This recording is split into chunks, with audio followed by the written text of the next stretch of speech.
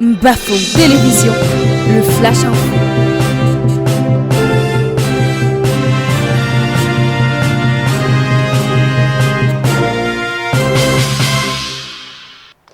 Mesdames, Messieurs, c'est un plaisir renouvelé de vous retrouver pour cette session d'information sur Bafom Télévision.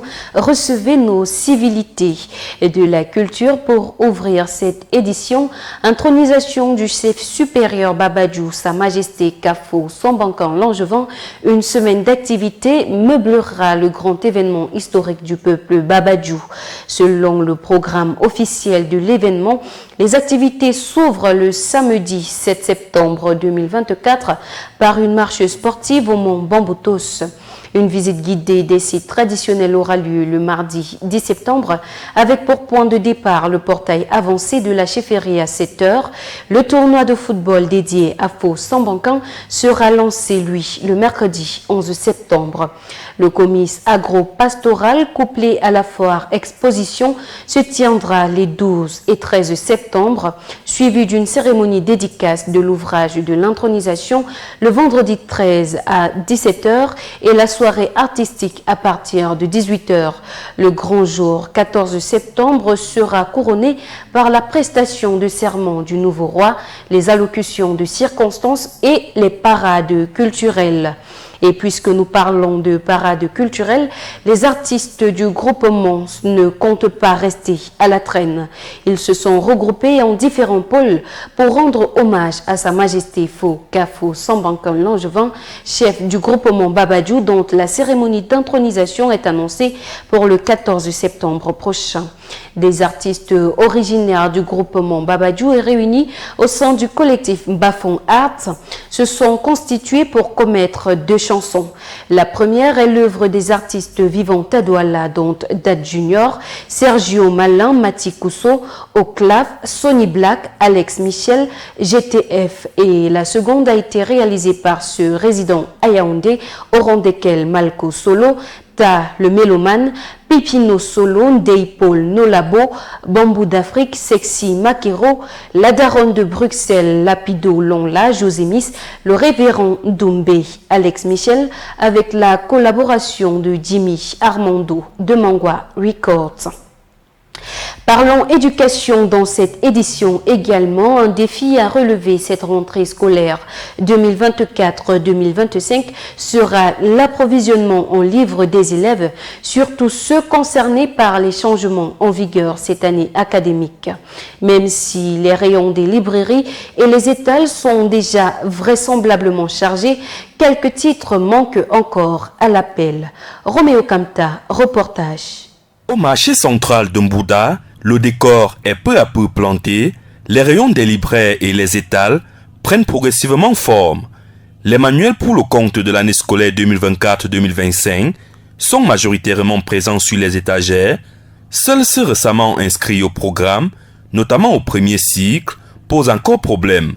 Nous avons cherché dans les librairies, il n'y en a pas, on en trouve un peu ici. Donc nous marchons dehors comme ça, où tu trouves un livre, tu prends. Du côté des libraires, le nécessaire est fait. Des livres, vieux comme neufs, sont disponibles. Les livres sont devenus aujourd'hui comme les chansons. Chacun chante sa part, il vient au programme, on adopte ainsi de suite. Donc ce qui fait que nous achetons les livres. Quand nous achetons, ce que nous avons acheté, quand l'année arrive, nous ne pouvons plus les revendre parce qu'il y a déjà les nouveaux livres qu'on a déjà changés. Et ça nous cause aussi des préjudices. Pour rappel, à la rentrée scolaire du 9 septembre prochain, le premier cycle des lycées et collèges aura affaire à de nouveaux manuels homologués par le ministère des Enseignements secondaires. Ainsi, pour des matières comme les mathématiques, la littérature ou l'anglais, les parents devront acheter des livres neufs. Attention à ne pas se faire tromper. Il est par ailleurs recommandé, au vu de la tendance actuelle du marché, de se hâter pour l'achat des 10 livres. Et toujours en éducation, dans le cadre des préparatifs de la rentrée académique du 9 septembre prochain, le marché des tenues scolaires est ouvert. Les spécialistes de la mode sont à l'œuvre pour satisfaire les parents et les élèves qui arrivent nonchalamment. Mais seulement rendu à moins de 2 semaines du retour des classes, l'affluence se fait rare d'après les couturiers rencontrés au marché de Tumanka à Babadjou. Même si les prix des tissus et matériaux de couture n'ont connu aucune hausse telle qu'expliquée par notre reporter. Rendu à moins de 2 semaines avant le début des hostilités pour le compte de l'année scolaire 2024-2025, les spécialistes de la mode du marché de Tumanka à Babadjou sont à la manœuvre. Les machines sont en marche dans tous les ateliers de couture pour confectionner les différentes tenues des classes du primaire comme du secondaire. Chez certains couturiers, les choses avancent encore progressivement. Les parents envoient déjà les tenues au tailleur. Alors, et la couture est là. Nous sommes là en train de coudre. Chez d'autres, toutes les tenues sont prêtes. Les parents sont néanmoins lents pour cette année scolaire qui s'annonce. C'est ce qui explique quelques inquiétudes dans certains ateliers. Non, pas d'accord d'affluence. Pas encore d'affluence. S'il y avait l'affluence, vous autres, vous auriez vu. Sinon, je n'aurais pas eu seulement, je ne vous aurais pas montré une seule tenue. C'est la seule tenue que j'ai ici maintenant. Les prix des tenues varient en fonction du cycle scolaire. Non, on confectionne les tenues comme ça, la tenue, un ensemble, c'est à partir de 3500. Premier cycle du lycée, tout le lycée, même si c'est n'importe quel, c'est toujours 3500. Concernant le coût du matériel de travail, aucune hausse a été constatée cette année. Les prix restent les mêmes que l'année dernière. Et les prix des tissus restent toujours au même prix comme l'année passée, à 1200, le double. Malgré tout, les couturiers du marché de Tumanka à Babadjou restent conscients pour les jours à venir, en attendant les parents qui viendront certainement acheter des tenues scolaires pour leur progéniture. Inscription sur les listes électorales. Les citoyens camerounais en âge de voter n'ont plus que 2 jours pour se faire enrôler. Lancée le 1er janvier, l'opération se refermera le samedi 31 août prochain dès 14 h. Dans la région de l'Ouest, les statistiques à quelques jours de la fin affichent 68 000 inscrits, un chiffre qui est évalué à 80% par rapport aux prévisions de la délégation régionale d'Elections Cameroun. Pour faire 100% avant le 31 août, le membre du Conseil électoral pour l'Ouest, Boubacar Mohamedou, poursuit les descentes sur le terrain pour multiplier les actions de sensibilisation.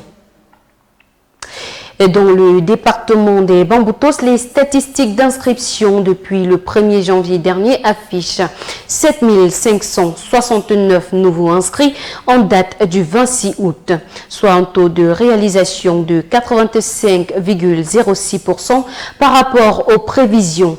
L'arrondissement de Mbouda a connu le plus grand taux d'inscription avec 4 426 nouveaux inscrits sur les 3 730 attendus, soit un taux de réalisation de 118,66%. L'arrondissement de Ngalim est à 971 inscrits sur 1550 attendus, soit 62,65%. Babadjou a jusqu'ici réalisé 61,02% de son taux espéré en inscrivant 987 nouvelles personnes sur les 1599 attendus. L'arrondissement de Batiam a déjà fait 1185 inscrits contre 2019 espérés pour 58,07%. Les inscriptions se poursuivent, nous le rappelons, jusqu'au 31 août 2024. De la diplomatie dans cette édition, le haut-commissaire de Grande-Bretagne au Cameroun, Barry Lowen, a fait ses adieux hier mercredi 28 août 2024 au ministre de la Communication, porte-parole du gouvernement René Emmanuel Sadi. C'était au cours d'une audience accordée par ce dernier aux diplomates. L'audience, qui a duré une trentaine de minutes, a permis aux deux personnalités de passer en revue l'état des relations entre les deux pays. Avec le ministre de la Communication, le haut-commissaire de Grande-Bretagne au Cameroun a également évoqué les valeurs du Commonwealth que partagent les deux pays, notamment la liberté de la presse et la liberté d'expression en général. L'audience a ainsi été l'occasion de faire l'état des lieux des échanges économiques ainsi que des nouvelles opportunités à saisir par les deux pays afin de développer davantage les relations cordiales qui existe entre les deux nations. Barry-Lowen doit officiellement quitter le Cameroun le 6 septembre 2024. Du sport dans cette édition également, éliminatoire de la Coupe d'Afrique des Nations Total Energies Maroc 2025, toujours pas de convergence sur le lieu de la rencontre Cameroun contre Namibie. La Confédération africaine de football CAF a déjà validé le site du stade Romdé Adja de Garoua à la demande de la FECAFOOT, alors que l'ONIES déclare que le stade de Garoua n'est pas opérationnel. Le point de la situation, c'est avec Blanchard Thierry-Sop. Alors que la Fédération camerounaise de football et la Confédération africaine de football ont officialisé le stade Romdé Adja de Garoua comme étant le lieu de la rencontre Cameroun contre Namibie du 7 septembre prochain, comptant pour la première journée des éliminatoires de la prochaine CAN marocaine, la position de l'Office national des infrastructures et équipements sportifs du Cameroun, ONIES, continue d'entretenir l'imbroglio autour du sujet, au cœur de l'attention des fans des Lions indomptables du Cameroun. En date du 26 août 2024, un courrier confidentiel est adressé par l'ONIES, organe en charge des stades au Cameroun, à la Fédération camerounaise de football, principal organisateur du match Cameroun contre Namibie. Dans son courrier, l'administrateur de l'ONIES signale à la FECAFOOT que l'utilisation du stade Romdé Adja de Garoua pour ce match n'est pas envisageable au vu des travaux à faire et du délai imparti, et précise que le stade Omnisport Amadou Ahidjo de Yaoundé-Fandena est disponible et paré pour accueillir ce face-à-face. Dans sa réponse datant du 27 août 2024, la Fédération camerounaise de football, par la voix de son secrétaire général, a maintenu le match au stade Romdé Adja. Blaise Ndounan informe l'ONIES que la Confédération africaine de football, qui a déjà accédé à la première demande de délocalisation de Douala Japoma pour Garoua, n'a plus l'intention de céder une nouvelle fois à la demande du Cameroun. La FECAFOOT invite par ailleurs dans le même courrier l'ONIES à prendre toutes les dispositions pour une bonne organisation matérielle du match Cameroun contre Namibie au stade Romdé Adja de Garoua le 7 septembre prochain à 17 h. La longue attente des supporters des Lions indomptables est donc loin d'être terminée. En quoi est-ce que jouer un match ici ou ailleurs pose-t-il problème si on reste en terre camerounaise? Comment comprendre cette bataille des égos surdimensionnés au sommet du football camerounais qui entache les résultats? Telles sont quelques interrogations qui nous permettent de dire sans risque de nous tromper que les vraies raisons de la guerre se trouvent ailleurs. Et c'est ici, mesdames, messieurs, que nous refermons cette édition du Flash Info. Merci à vous de nous avoir suivis. À très bientôt pour une nouvelle édition. Bonsoir.